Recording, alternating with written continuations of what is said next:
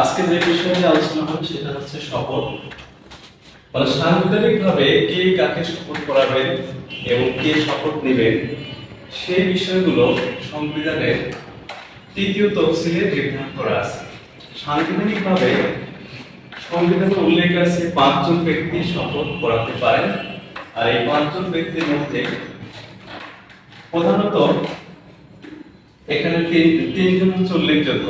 যেমন রাষ্ট্রপতি কাদের শপথ করাবেন? রাষ্ট্রপতি শপথ করাবেন প্রধানমন্ত্রী, মন্ত্রী পরিষদ, মানে মন্ত্রী পরিষদের যত সদস্য থাকে, মন্ত্রী, প্রতিমন্ত্রী, উপমন্ত্রী এবং প্রধান বিচারপতি, স্পিকার, ডেপুটি স্পিকার, এই কয়জনকে রাষ্ট্রপতি শপথ বাক্য পাঠ করাবেন।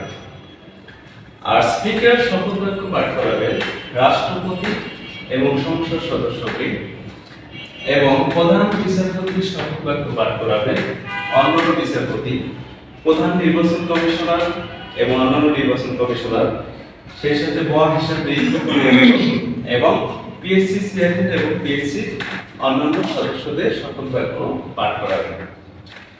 এছাড়া স্পিকারের পাশাপাশি ডেপুটি স্পিকার শপথ বাক্য পাঠ করাতে পারেন যখন হচ্ছে স্পিকার উপস্থিত নাই, সেই ক্ষেত্রে হচ্ছে ডেপুটি স্পিকার রাষ্ট্রপতি এবং সংসদ সদস্যদের শপথ বাক্য পাঠ করাতে পারবেন। আরো একজন ব্যক্তি শপথ বাক্য পাঠ করাতে পারেন, তিনি হলেন প্রধান নির্বাচন কমিশনার। প্রধান নির্বাচন